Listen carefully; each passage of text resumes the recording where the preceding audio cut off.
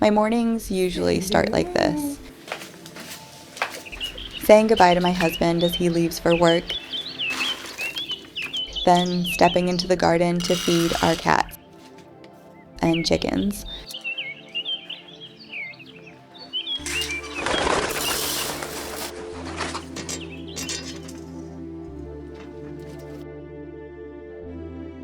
One day, while I was enjoying these quiet little moments, I found myself thinking, maybe it's time to try something new, something creative.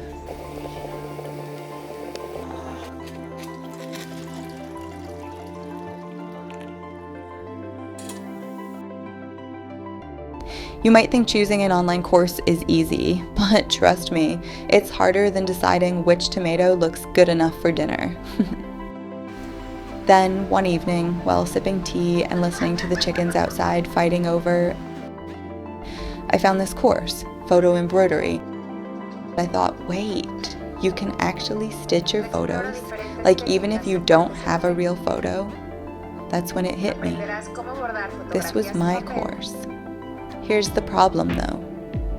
I didn't bring photos. My first idea? Use old magazines. But my mother-in-law just said, I've got something better. She handed me a stack of old calendars.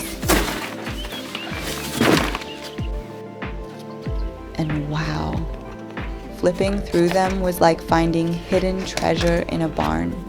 Those calendars were perfect. Rustic, a little faded, exactly like the walls of our stone house here. I'd never held an embroidery needle in my life. Zero experience. Honestly, I only knew needles from fixing socks. Badly.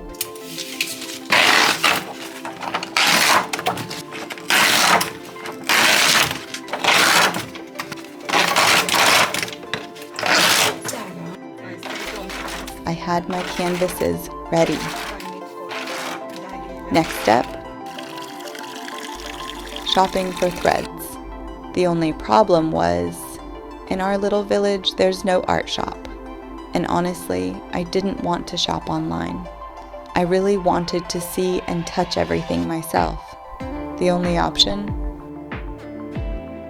A Chinese store that has basically everything. I rushed there, searched every corner, and, well, I didn't exactly find what I wanted, but I grabbed some threads that looked okay for a start, a pack of needles, and a pair of scissors. Back home, I spread out the threads on the desk. That's when I realized my creative little world was ready. But let me tell you something. Watching the course videos, I thought embroidery looked so easy. In reality, I even got stuck on the simplest knots. So I decided to practice first, just on pieces of cardboard. That way, if I messed up, I wouldn't destroy my photo. And trust me, that was the best idea ever.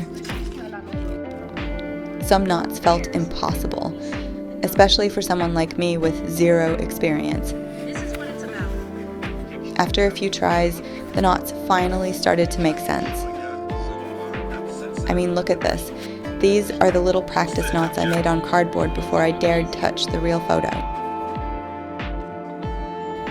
While I was embroidering, my thread kept tangling. My husband printed me some embroidery bobbins and a holder. And then, the stitching began. Little stitches turning into memories. Every loop, every thread felt like magic. So this little thing you see in my hand, I actually decided to use it instead of a regular needle to poke holes in the photo. The plain needle was driving me crazy. My fingers hurt, and I had to push so hard just to make the tiniest holes. So I grabbed an old plastic pen body, removed the ink refill, heated the tip, and pushed in a sewing machine needle. Gave it a tiny bit of heat to lock it in place, and boom, DIY tool. It made everything so much easier, and my fingers were finally safe. This video isn't just an intro, it's an invitation to find that invisible thread that can pull you toward where you truly belong. I got to try embroidery for the first time and bring a photo to life from an old calendar. And this is just the beginning. In the next videos, I'll try even more arts. So, if you want to come along, make sure to hit subscribe.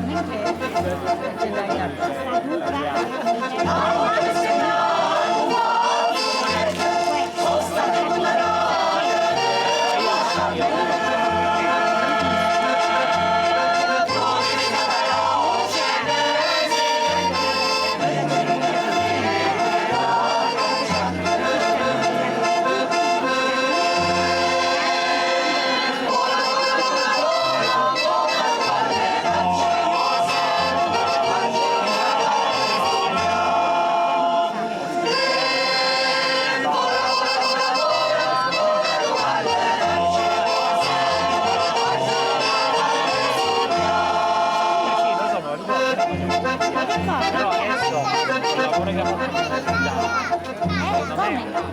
Ha preso